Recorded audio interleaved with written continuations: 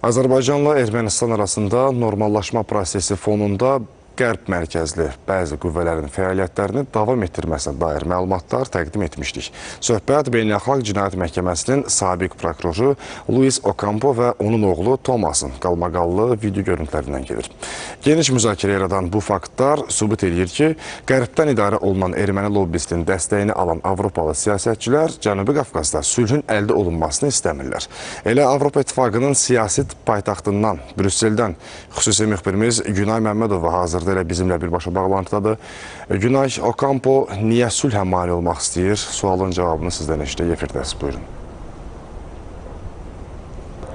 Bəli, qeyd olunan həmin faktlar burada Avropa siyasətinin mərkəzində daha aydın görünür. Bizim Brüsseldə apardığımız araşdırmalar zamanı bəzi faktlar məlum oldu. Azərbaycan və Ermənistan arasında münasibətlərin normallaşdığı bir vaxtda sülh prosesini açıq şəkildə təxribata sürükləyən qüvvələrin aktivləşdiyini görürük. Söhbət Beynəlxalq Cinayət Məhkəməsinin sabiq prokuroru Luis Ocampo və onun oğlu Thomas ətrafındakı məlum qalmaqaldan gedir.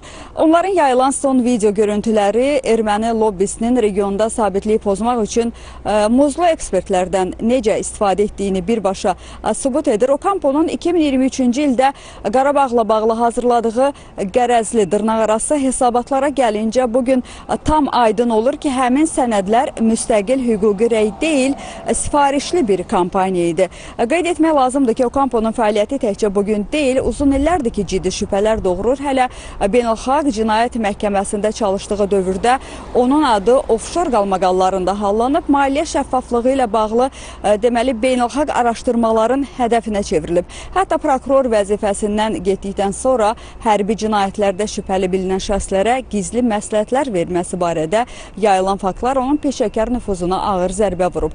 Bundan əlavə Ocampo'nun fəaliyyətindəki ikili standartlar dünya hüquqşünasları tərəfindən dəfələrlə tənqid edilib. O, Beynəlxalq Cinayət Məhkəməsinin prokuroru olduğu 9 il ərzində Qarabağda Azərbaycanlara qarşı törədilən ədalətsizliklərə bir dəfə də olsun səsini çıxarmayıb, lakin bugün hansısa siyasi sifarişləri yerinə yetirmək üçün qəfildən dırnaqarası humanitar canfəşanlıq nümayiş etdirir.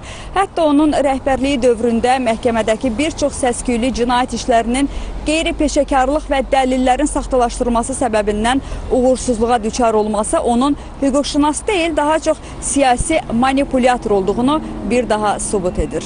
Belə mənim Brüsseldən çatdıracaqlarım bu qədər. Buyurun, söz sizdə. Çox sağ olun Günay, ətraflı məlumatlar üçün təşəkkürlər.